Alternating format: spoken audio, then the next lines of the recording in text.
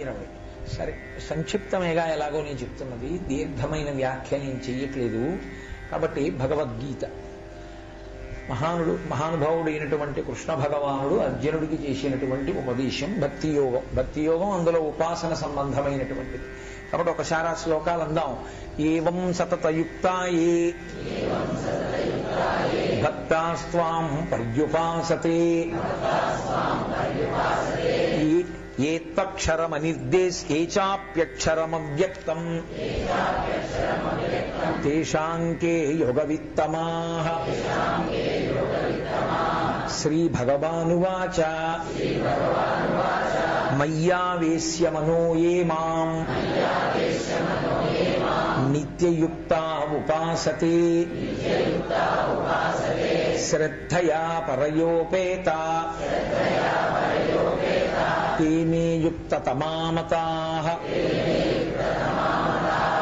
ఏ త్వక్షరమనిర్దేశ్యం అవ్యక్తం పర్యుపాసతే సర్వత్ర గమచింత్యం చ కూటస్థమచలం ధ్రువం సంనియమేంద్రియగ్రామం సర్వత్ర సమబుద్ధయః తే ప్రాప్నువంతి మామేవ సర్వభూతహితే రతాః. క్లేశోధికతరస్తేషాం అవ్యక్తాసక్తచేతసాం అవ్యక్తా హి గతిర్దుఃఖం దేహవద్భిరవాప్యతే. ఏ తు సర్వాణి కర్మాణి మయి సన్యస్య మత్పరః అనన్యేనైవ యోగేన మాం ధ్యాయంతు ఉపాసతే తేషామహం సముద్ధర్తా మృత్యు సంసారసాగరాత్ భవామి నచిరాత్ పార్థ మయ్యావేశితచేతసాం మయ్యేవ మన ఆధత్స్వ మయి బుద్ధిం నివేశయ నివసిష్యసి మయ్యేవ అత ఊర్ధ్వం న సంశయః. అథ చిత్తం సమాధాతుం న శక్నోషి మయి స్థిరం అభ్యాసయోగేన తతో మామిచ్ఛాప్తుం ధనంజయ అభ్యాసేప్యసమర్థోసి మత్కర్మ పరమో భవ మదర్థమపి కర్మాణి కుర్వన్ సిద్ధిమవాప్స్యసి. ఇక్కడి వరకు నిన్నటి వరకు చెప్పుకున్నాం. ఇవాళ భగవానుడు అంటాడు, అధైతదప్యశక్తోసి కర్తుం అద్యోగమాశ్రితః సర్వకర్మ ఫలత్యాగం తతః కురు యతాత్మవాన్. శ్రేయో హి జ్ఞానమభ్యాసాత్ జ్ఞానాత్ ధ్యానం విశిష్యతే. ధ్యానాత్ కర్మఫలత్యాగం త్యాగాత్ శాంతిరనంతరం అంటాడు. అందులో స్వామి అంటున్నారు ఇవాళ అధైతప్యశక్తోసి కర్తుం అద్యోగమాశ్రితః సర్వకర్మ ఫలత్యాగం తతః కురు యతాత్మవాన్. నిన్నటి రోజున ఆయన మనుష్యుడు తరించడానికి కావలసినటువంటి విధానాల్ని ఒక 3 మెట్లుగా చెప్పారు. మయ్యేవ మన ఆధత్స్వ మయి బుద్ధిం నివేశయ నివసిష్యసి మయ్యేవా అతవోర్ధ్వం న సంశయః. నా యందు మనసు పెట్టవయ్యా అన్నారు. మనసు పెట్టలేనండి, అలా నేను చెప్పేగాని నా మనసు వింటే ఇంకే అంటావా? అత చిత్తం సమాధాతుం న శక్నోషి మయి స్థిరం అభ్యాసయోగేన తతో మామిచ్ఛాప్తుం ధనంజయ. అభ్యాసం చేయి, అభ్యాసం చేత మాట వింటూ. అభ్యాసం కూడా చేయలేవా? అభ్యాసం కూడా చెయ్యలేకపోతే ఒక పని చేయి, మత్కర్మ పరమోభవ, నువ్వు చేసేటటువంటి పనులన్నిటినీ కూడా నన్ను సంకల్పం చేసి నా కొరకే చేస్తున్నాను ఆ పనులు అన్న ఉద్దేశ్యంతో నా కొరకు ఆ కర్మలన్నిటినీ చెయ్యి అన్నారు. అది కూడా చేయలేనండి, అలా కూడా కుదరదండి అంటే ఇవాళ ఆయన అంటున్నారు, ఒక పని చెయ్యి. అధైత తప్యశక్తోసి కర్తుం అద్యోగమాశ్రిత. నువ్వు అలా చెయ్యలేని పక్షంలో నీ మనసుతో నువ్వు మాట్లాడడం మొదలుపెట్టు. అద్యోగమాశ్రిత అన్న మాటకు అర్థం ఏంటంటే, ఎక్కడ దోషం వస్తోంది అంటే నీ మనసుని ఎన్ని రకాలుగా నేను చెప్పినా నువ్వు తీసుకొచ్చి పెట్టలేకపోతున్నావు. కాబట్టి ముందు నీ మనస్సుతో కొన్ని విషయాల మీద మాట్లాడుకుని ఒక నిశ్చిత అభిప్రాయానికి రా. ఏ విషయాలు మాట్లాడుకోవలసి ఉంటుంది చూడండి. పెళ్లి నిశ్చయం అయిందనుకోండి, మాటలకి వెళుతున్నామండి అంటే అది చాలా ప్రధానమైనటువంటి విషయం. ఎందుకంటే పెళ్లి కుదిరిపోయిందని రెండు పక్షాలు కలుసుకున్న తర్వాత వాళ్ళకేవో కోరికలు చెప్పారనుకోండి, ఇబ్బందులు వస్తాయి. అందరూ మాట్లాడుకుంటారు. ఎంత తెలిసిన వాళ్ళైనా ఏమైనా మీ కోరిక ఉందా అండి అని అడుగుతారు. అప్పుడు మాకేం అక్కర్లేదన్న వాళ్ళు ఏవో రకరకాలుగా ఉంటారు. అది వేరు విషయాలు, లౌకికం. అలా నీ మనసుతో ముందు మాట్లాడు ఒక విషయం మీద. ఏ విషయం మీద మాట్లాడతావు అది కర్తుం అద్యోగమాశ్రిత అన్న మాటకు అర్థం ఏంటంటే, అసలు ఈశ్వరుడు ఉన్నాడని నీకేమైనా నమ్మకం ఉందా? అది ఒప్పుకుంటావా? ఎవరిని? మిమ్మల్ని నేను, నన్ను మీరు వేయడం కాదు ఈ ప్రశ్న, నీ మనస్సుని వెయ్యాలి. ఈశ్వరుడు ఉన్నాడు అని నువ్వు ఒప్పుకుంటావా? ఎందుకని? మనసే కదండి నిషిద్ధ కర్మ వైపుకి లాగేది. అదే మనసుతో వచ్చిన పెద్ద సమస్యల్లో ఏంటంటే, విహిత కర్మ చేస్తుంది, చీకపోవడం ఉండదు. నిషిద్ధ కర్మ వైపు ఎక్కువ ఆసక్తి చూపిస్తుంది. ఏది చెయ్యొద్దు అని వేదం చెప్తోందో, ఏది చెయ్యొద్దని ఈశ్వరుడు చెప్పాడో అది చేద్దాము అంటుంది. సాయంకాలం నిద్రపోకో అన్నాను అనుకోండి, సాయంకాలమే నిద్రపోమంట.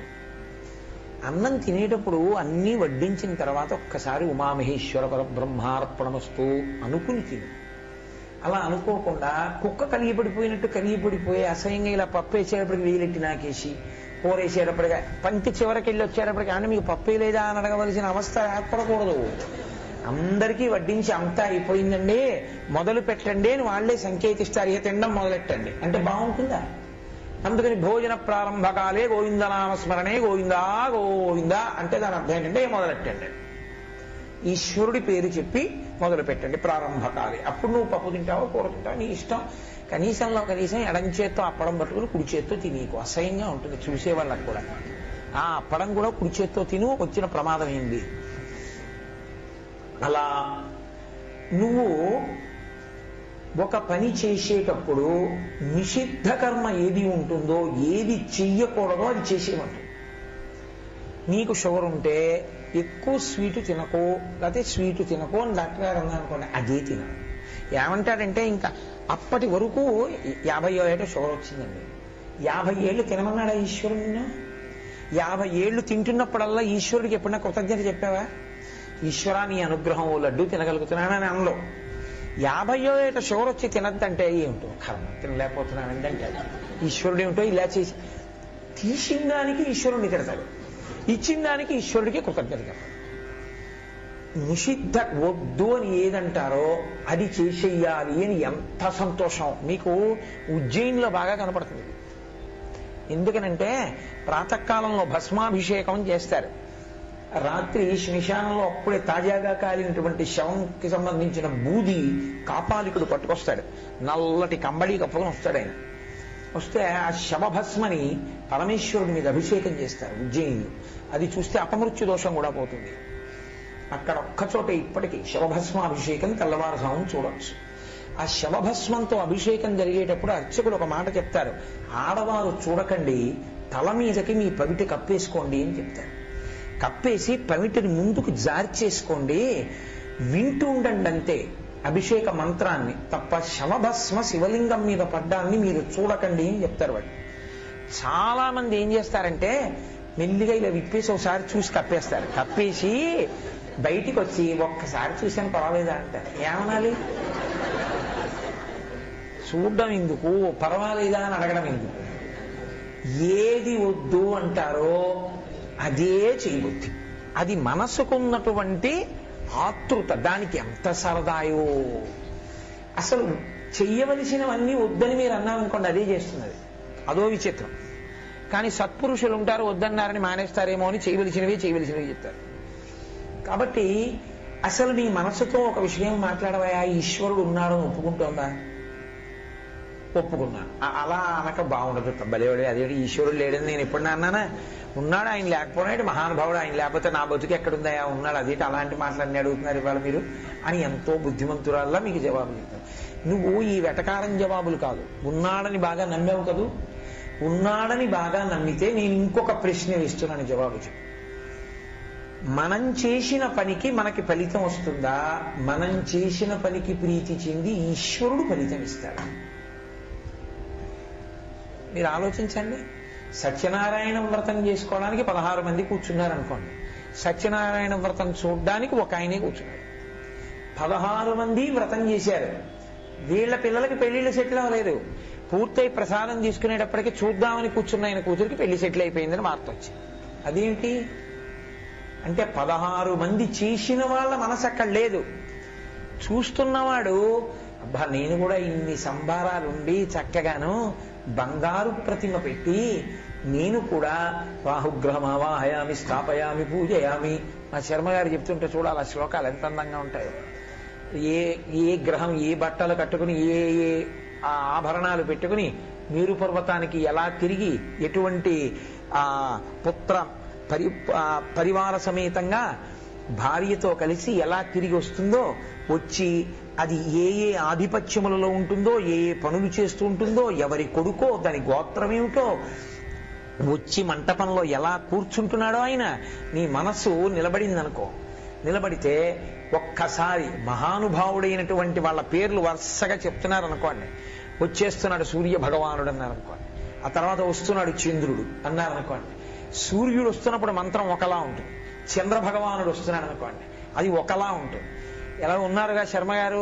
ఏవి చంద్రగ్రహం వస్తుంటే చెప్పండి శర్మగారు, ఒక్కసారి అవధరించండి. మనసు నిలబడ్డం అంటే చంద్రుడు వస్తున్నాడు అనుకోండి సత్యనారాయణ వ్రతం మంటపంలోకి, ఆయన ఎలా వస్తాడో, ఎటువంటి వస్త్రాలు కట్టుకుని వస్తాడో, మేరు పర్వతానికి ఎలా తిరిగి వస్తాడో, ఎలా ఉంటాడో, ఏ ఆభరణాలు పట్టుకుంటాడో, ఆయుధాలు పట్టుకుంటాడో చూడండి ఒక్కసారి. ఆసత్యేనేత్యస్య మంత్రస్య హిరణ్యస్తూపరుషిః సవితా దేవత తుష్టుఛందః అధిదేవత ప్రత్యధిదేవత దహిత సూర్యగ్రహ ప్రసాద సిద్ధ్యర్థే సత్యనారాయణ వ్రత మహోత్సవ సమయే సూర్యగ్రహారాధనే వినియోగః దేవీ మధ్యే లలిత కమలే కర్ణికాయాం వ్రతస్థః సప్తాశ్వోద్గోరుణరుతి వపుః సప్తరజ్జుర్ద్విబాహుః గోత్రే రమ్యే బహువిధ గుణే కాశ్యపాఖ్యే ప్రసూతః కాళింగాఖ్యే విషయజనితః ప్రాంగ్ముఖః పద్మహస్తః పద్మాసనః పద్మకరో ద్విబాహుః పద్మద్యుతిః సప్తధురంగవాహः దివాకరో లోకవపుః కిరీటీ మయి ప్రసాదం విదధాతు దేవః. ఓం ఆసత్యే నరజసా వర్తమానో నివేశయన్నమృతం మద్యం చ హిరణ్యజేన సవితారథేనా దేవో యాతి భువనా విపశ్యన్. ఓం భూర్భువః సువః సూర్యగ్రహే ఆగచ్చ. సూర్యగ్రహం రక్తవర్ణం రక్తమాల్యాంబరవరం రక్తాభరణభూషితం రక్తపుష్పం రక్తఛత్రధ్వజరథ పతాకాభిశోభితం దివ్యరథ సమారూఢం మేరుం ప్రదక్షిణీకుర్వాణం ప్రాంగ్ముఖం పద్మాసనే పద్మకరే కాశ్యపసగోత్రే విభవనామ సంవత్సరే మాఘమాసే శుక్లపక్షే సప్తమ్యాం భానువాసర ప్రయుక్తం విశాఖా నక్షత్రజాతం సింహరాస్యధిపతిం కిరీటినం సుఖాసీనం పత్నీపుత్ర పరివార సమేతం గ్రహమండలే ప్రవిష్టమస్మిన్నధికరణే శ్వేతతండులోపరి విరచిత అష్టదళ పద్మికా మధ్యే వర్తులాకార మండలే స్థాపిత స్వర్జిత స్వర్ణ ప్రతిమారూపేణ సూర్యగ్రహమావాహయామి స్థాపయామి పూజయామి. ఆయన ఏ సంవత్సరంలో పుట్టాడో, ఏ వారం మీద పుట్టాడో, ఈ నక్షత్రమో రాసి ఆయన ఏ బట్టలు కట్టుకుంటాడు, రక్తవర్ణం ఎర్రటి బట్టలు కట్టుకుని సింహవాహనం మీద ఆంగుడి కూర్చొని ఉంటాడన్నమాట.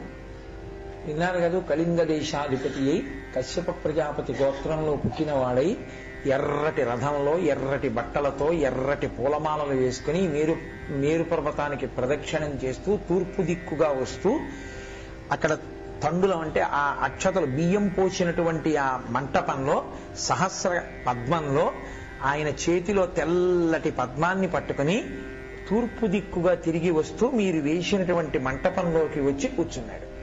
ఇప్పుడు ఆయన పాదముల మీద మీరు పుష్పాలు సమర్పించారు. ఒళ్ళు ఎంత గగుర్పొడుస్తుంది భావన చేసిన వాడికి, అది తెలియలేదనుకో. అది వింటున్నాడు ఒక ఆయన వ్రతాన్ని, ఆయనకి ఒళ్ళు గగుర్పొడిచి, ఓ ఇలా వస్తున్నారు మహానుభావులు, నవగ్రహాలు, దిక్పాలకులు ఇలా వస్తున్నారు. ఆ మంటపం చుట్టూ అందరూ కూర్చునుంటే మధ్యలో కలశ మీద వీరవేంకట సత్యనారాయణుడు మీసాలు పెట్టుకుని గండు మీసాల స్వామి ఆయన కూర్చున్నాడు అని ఒళ్ళు పులకలెత్తిపోతూ ఆయన వింటూ ఆయన ఇలా అంటున్నాడు. అంటే ఆయన మనసు రంజిల్లిపోతోంది. చేస్తున్నవాడు సెల్ ఫోన్ మాట్లాడుకుంటున్నాడు. ఎవరి కూతురు పెళ్లి సెటిల్ అవుతుంది. చూస్తున్న వాడికి దక్కింది ఆ ఫలితం. కర్మ తజ్జడం అంటారు రమణ మహర్షి. కర్మ తనంత తాను జడం. కర్మ మీకు ఫలితాన్ని ఇవ్వదు. కర్మ చేత ప్రీతి పొందిన పరమేశ్వరుని యొక్క అనుగ్రహము చేత మీకు ఫలితం వస్తుంది. నేను తామర పువ్వు పెడితే ఫలితం రాదు. తామర పువ్వు పెట్టడంలో నా పారవస్యమునకు ప్రీతి చెందిన ఈశ్వరానుగ్రహంగా నాకు ఫలితం వస్తుంది. ఆ పారవస్యము చూసిన వాడికి కలగచ్చు, చేసిన వాడికి కలగచ్చు. ఎవరికి కలిగితే వాళ్ళకి ఫలితం. కాబట్టి నీకు ఈశ్వరుడన్నవాడు ఒకడున్నాడు అని అంగీకరించావు కదే మనసా, వెనక్కి రండి. మనసా అంగీకరించావు ఈశ్వరుడు ఉన్నాడని. ఇప్పుడు కర్మలకు ఫలితం ఎవరిస్తారు? ఈశ్వరుడు ఇస్తాడు కదా. చేసిన వాళ్ళందరికీ లాభాలు వస్తే ఒకే వ్యాపారం చేస్తున్న వాళ్ళల్లో ఒకడు అన్నీ పోగొట్టుకున్నవాడు, ఒకడు కోట్లు సంపాదించిన వాడు ఉండకూడదు. అందరికీ లాభం రావాలి. విన్న వాళ్ళందరికీ పాఠం వచ్చేస్తే టీచర్ గారు పాఠం చెప్పినప్పుడు అందరికీ ఒకే మార్కులు రావాలి. ఒక్కొక్కళ్ళకు ఒక మార్కు, ఒకళ్ళకు ఒక మార్కు రాకూడదు కదా. ఫలితము దేన్ని బట్టి వస్తుంది అంటే నీ మనసు పెట్టడాన్ని బట్టి, కర్మచేత ప్రీతి పొందిన ఈశ్వరుడు యొక్క అనుగ్రహాన్ని బట్టి వస్తుంది కదా. ఈశ్వరుడు అనుగ్రహించి కర్మకి ఫలితం ఇచ్చేటప్పుడు నీ ఎందు ప్రీతితో ఇది వీడికి ఇస్తే పాడైపోతాడు, ఒట్టు ఇవ్వద్దని ఇవ్వకుండా కూడా ఉండొచ్చు కదా. లేదా ఇది వీడికి ఇద్దామని ఇవ్వచ్చు కదా. అప్పుడు ఆయన ఇచ్చినా ఇవ్వకపోయినా నువ్వు ఆ ప్రమేయం, ఈశ్వరుని అనుగ్రహం ఆ ప్రమేయం. ఈశ్వరుడి అనుగ్రహం ప్రమేయం. కాబట్టి ఇచ్చేవాడు ఆయన, ఇవ్వకపోయేవాడు ఆయన. నీ పని ఏమిటి? కర్మ చేసుకుంటూ వెళ్ళడమే. కర్మ మాత్రం చేయడం ఎందుకు? నువ్వు చేయకుండా ఉండలేవు. నువ్వు శరీరంతో కర్మ ఆపితే మనసు కర్మ చేస్తుంది. నేనేమీ చేయనండి అని కూర్చున్నాను అనుకోండి, నా మనసు చేసేస్తుంది. ఎందుకంటే ఇప్పటికీ ఏం చేస్తుంటారు, వాళ్ళందరూ టిఫిన్ పెట్టేస్తూ ఉంటారు కదా, వాళ్ళు ముగ్గురు కూర్చుని టిఫిన్ తినేస్తున్నారేమో అంటే వెళ్ళిపోతుంది. నా శరీరం వెళ్ళలేదేమో, అది వెళ్ళిపోయింది. కాబట్టి కర్మ జరిగిపోతుంది. కాబట్టి కర్మ చెయ్యకుండా ఉండడం కన్నా కర్మ చేస్తూ ఉండడం ఉత్తమం. ఎటువంటి కర్మ చేస్తావు? ఈశ్వరుడన్నవాడు ఉన్నాడు కదా. ఈశ్వరుడన్నవాడున్నాడని అంగీకరించావు కాబట్టి ఈశ్వరుడు చెయ్యవద్దు అన్నవి చేస్తావా? చెయ్యకు. ఈశ్వరుడు ఉన్నాడంటే ఆయన చెప్పింది చెయ్యాలి కదా. ఆయన చెప్పింది చేయకపోతే ఆయన కనిపెట్టి ఇది ఎందుకు చేశావని కూడా అడుగుతాడు కదా రేపు పొద్దున్న. మా ఇంట్లో టెలిఫోనే బిఎస్ఎన్ వాళ్ళు కనెక్షన్ ఇచ్చి వెళ్ళిపోయారు. ఎస్టీడీ, ఐఎస్బి అన్ని ఫెసిలిటీస్ పెట్టుకున్నారు. బిఎస్ఎన్ఎల్ వాళ్ళు వెళ్ళిపోయారు కదా మెట్లు దిగి ఇంట్లో నుంచి. వాళ్ళకి తెలిసి వచ్చింది ఏంటి, వాళ్ళు చూశారా అని అమెరికా రోజు 3 గంటలు మాట్లాడాను. నెలాఖరున 26,000 బిల్లు వచ్చింది. అదేంటండి, ఎవ్వరూ చూడలేదు కదా నేను మాట్లాడినప్పుడు, వాళ్ళకి ఎలా తెలిసిందండి అని. వాడికి ఎలా తెలిసిందో తెలుసుకుందామని, ఏమన్నా నాకు 26,000 రాలేదండి, నేను ఎప్పుడూ మాట్లాడలేదండి అన్నారనుకోండి, అమాయకంగా వాడు అక్కడ లేడు కదా అని. మీరు ఎప్పుడు మాట్లాడారో చూపిస్తాను ఉండండి అని కంప్యూటర్ నొక్కుతాడు. మీరు ఏ రోజున ఎన్ని గంటలకి ఎన్ని నిమిషాలు ఎన్ని సెకండ్లు ఏ నెంబర్తో మాట్లాడారో కూడా వస్తుంది. మీరు పెట్టుకున్న వ్యవస్థలో ఒక కంప్యూటరే ఎదురుగుండా లేకుండా చెప్పగలిగితే ఇవి సృష్టించిన ఈశ్వరుడు మీరు ఏం చేస్తున్నారో కనిపెట్టలేనమ్మా. ఇక్కడ మీరేం చేస్తున్నారో ఆయనకి తెలీదు. చిత్రంగా కూర్చుని గుప్తంగా రాస్తాడన్ని. రాసి చిత్రగుప్తుడు అన్న పేరుతో అప్పుడు చదువుతాడు. ఏరా నువ్వు ఇవి చేశావా లేదా? అబ్బెబ్బే నేనెక్కడ చేశానండి అంటే కుదరదు. ఆయన దగ్గర కూడా కూటస్థమచలం ధ్రువం అని అక్కడ కూడా కూట సాక్ష్యమే చెప్పడం కుదరదు. ఇక అవునండి బాబాయ్ చేశాను చేశాను చేశాను. ఈ పాటి దానికి నీకు ఎందుకురా మనుష్య శరీరం? చెప్పింది చేసేవాడికి కానీ చెయ్యొద్దురా అన్నది చేయడానికి నువ్వు ఇదెందుకురా? చెయ్యొద్దు అని నేను అనను. ఏదైనా చేసేయచ్చు. చక్కగా కుక్క కాబట్టి ఎడం చేత్తో అప్పడం కుడి చేత్తో అన్నం ఏంటి? ఈశ్వరుడికి నైవేద్యం పెట్టకుండా తినచ్చు. కలియబడి తినచ్చు. హాయి సంతోషం. బఫే అని పేరు పెట్టుకుని ఓడు బూట్లు వేసుకు వడ్డిస్తాడు, నువ్వు చెప్పులు వేసుకుని నిలబడచ్చు. ఎడం చేతిలో విస్తరెట్టుకుని కుడి చేత్తో తినచ్చు. ముష్టివాడు ఎలా తింటాడో అలా తినచ్చు. నీకేం అభ్యంతరం లేదు. ఎందుకంటే నీకు ప్రవర్తనా నియమావళి ఏమీ లేదు, నీకు అక్కర్లేదు. అలా తినేవేవో తెలుసా? నిలబడి తినేవి ఎద్దులు, ఆవులు, గాడిదలు, కుక్కలు అవి తింటాయి. నాన్న నీకు మళ్ళీ మనుష్య శరీరం ఇచ్చి నాన్న ఎందుకు నిలబడి తిన్నావు, ఎడం చేతిలో ఎందుకు పెట్టుకున్నావు అని నేను అడగడం, నువ్వు అక్కడి నుంచి నాకెవరూ చెప్పలేదండి అని అదో మాట చెప్పడం, ఇవన్నీ ఎందుకు? హాయిగా గేదె వైపు నిలబడి తిను. బట్టలు కట్టుకోక్కర్లేదు, గొడవ లేదు. ఎక్కడ ఏది కనపడితే తాగి, ఏది కనపడితే తిని. అప్పుడంటావా ఇక నీ ధర్మం నీది, పశుధర్మం. అప్పుడు నువ్వు ఇలా చేయమని నేను అన్నో ఇలా చేయలేదేమని అడగను అందుకు వెళ్ళిపో గేది కింద అంటాడు. ఇందులో ఎన్నాళ్ళు ఉంటావు? 50 ఏళ్ళు వచ్చాయి, ఉంటే ఇంకో 20 ఏళ్ళు ఉంటా, తర్వాత మళ్ళీ వెళ్ళాలిగా ఇంకో దాంట్లోకి. అలా వద్దండి బాబాయ్ గేది కింద ఎడితే కొడతారండి, తోక మెలిపెడతారండి అంటావా? అయితే లారీ ఎక్కించి ఎక్కడికో పంపించేస్తుండారండి ఒట్టిపోతేను, అందుకని వద్దండి నాకు భయం అండి అంటావా? అలాంటివి చేయకు. ఈశ్వరుడు ఎలా చెప్పాడో అలా ఉండు. మరి ఎందుకు చేస్తున్నావు? దెబ్బలాడాలి మనసుని. నీ మనసుని నిలదీ, అది సంయమేంద్రియగ్రామ్. నువ్వు నీ మనసుని బాగా నిగ్రహించు. కర్తుం అద్యోగమాశ్రిత. మనసుని నిలదీ. ఏం మరి అలాంటప్పుడు సుఖంగా ఉందామనుకుంటే, వచ్చే జన్మల్లో జీవుడు బాగుండాలనుకుంటే ఇలా ఎందుకు చేస్తావు? ఇవన్నీ చేయమని సలహాలు ఎందుకు చెప్తున్నావు నాకు? ఏమి ఈశ్వరుడు ఎలా చెప్పాడు అలా చేయలేవా? ఏమి అలాంటి పని చేయడం ఎందుకు? రేపు పొద్దున్నెళ్ళి చేతులు కట్టుకోవడం ఎందుకు? కట్టుకుని హీనోపాధుల్లోకి వెళ్లడం ఎందుకు? ఈశ్వరుణ్ణి సేవించే అదృష్టం పోగొట్టుకోవడం ఎందుకే? ఇందులో ఉన్నప్పుడు మంచి పనులు చేయి. ఆపద్ధర్మం అని ఒకటి ఉంది, తప్పనిసరి పరిస్థితి ఏర్పడింది. రైల్లోనే నువ్వు నిలబడి ఉన్నావు, అసలు కూర్చోడానికి అవకాశం లేదు, ఏదైనా తినకపోతే ప్రాణం పోయేటట్టుంది. శాస్త్రం అంగీకరించింది ఆపద్ధర్మం. నిలబడి తినవయా. అప్పుడు ఉపనిషత్తులో ఒక కథ ఉంది. ఒక ఆయన గబగబా వెళ్ళి ఒక ఆవు మినప పొట్టు తింటుంటే ఆవు నోటి పక్కన ఉన్నటువంటి చొంగతో కూడిన నురగా ఆ పొట్టు తీసుకుని తినేశాడు. తినేస్తే అక్కడే ఉన్న పాలెకాపు వచ్చి నీళ్లు పోశాడు చేతిలో. తాగవయా అన్నాడు. నే తాగనన్నాడు. ఎందుకు తాగమన్నాడు. అలా నే తాగను నీళ్ళు అన్నాడు. అంటే ఆవు నోట్లో ఉన్న నురగాను ఆవు నోటి కంటుకున్న మినప్పొట్టు తినేయచ్చు, నీళ్లు తాగవా నువ్వు అన్నాడు. అంటే ఆయన అన్నాడు, అది తినకపోతే ప్రాణం పోతుంది, అప్పుడు అందుకని తిన్నాను. ఇలా తాగపోయినా ప్రాణం పోతే తాగను. ఆపద్ధర్మం ఎక్కడ వరకు అక్కడ వరకే. అంతేకాని ఆపద్ధర్మాన్ని తీసుకొచ్చి నిజధర్మం చేయకూడదు. నిజధర్మాన్ని వదిలిపెట్టేసి ఆపద్ధర్మాన్ని పాటించకూడదు. ఎప్పుడెక్కడ ఏ ధర్మమో ఆ ధర్మం ఈశ్వరుడు అంగీకరిస్తాడు. నిజమే, తప్పు లేదు. ఇది ఉండాలి. సాధనం పడిపోకూడదు ధర్మం చేయడానికి. కాబట్టి అప్పుడు అలా చేశావు, అగ్రీడ్, ఒప్పుకున్నాను. కాబట్టి ఈశ్వరుడు చెప్పినట్టు వింటావా? వింటాను. ఇప్పుడు ముందు ఏం చేస్తుందంటే ధార్మికత కట్టుపడుతుంది. ధర్మము అంటే ఈశ్వరుడు చెప్పినట్టు చేయుట. మనస్సు నిలబడుతుంది. ఇప్పుడు ఫలితం ఎవరిస్తారు? ఈశ్వరుడు ఇస్తాడు. అయితే చెయ్యి, పనులు చేస్తుండు. ఏ పనులు చేస్తావు? వేదం చెప్పిన పనులు చేస్తుండు. ఫలితం వచ్చింది. ఎవరిచ్చారు? ఆయన ఇచ్చాడు. ఇవ్వకపోవడానికి కూడా అధికారం ఎవరికుంది? ఆయనకుంది. కాబట్టి ఆయనదా గొప్ప, నీదా గొప్ప? ఆయనదే గొప్ప. ఇచ్చినవాడు ఆయన దగ్గర ఉంది అది, అంతేకాని నా చేతుల్లో ఏం లేదు. ఇప్పుడు అహంకరించడానికి ఏమైనా ఉందా? అహంకారం పోతుంది, నీవు పనిముట్టుగా మిగిలిపోతావు. మళ్ళీ అటు తిరిగి ఇటు తిరిగి అటు తిరిగి ఇటు తిరిగి చిట్ట చివరికి నువ్వు అభ్యున్నతిని పొందాలంటే సర్వకర్మ ఫలత్యాగం, అన్నీ నువ్వు చేసేటటువంటి కర్మల యొక్క ఫలముల అన్నింటినీ కూడా నాకు త్యాగం చేసి ఈశ్వరార్పణమస్తు అను.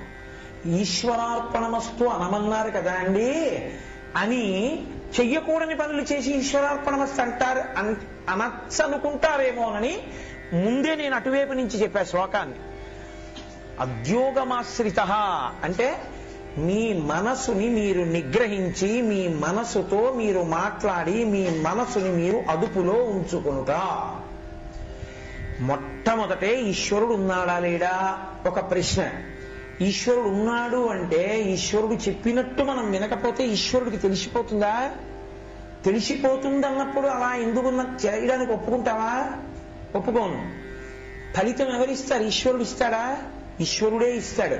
ఈశ్వరుడే ఇస్తే కర్మ చెయ్యడం వినా ఫలితం పొందడంలో నీ గొప్పతనం ఏం లేదుగా, లేదు.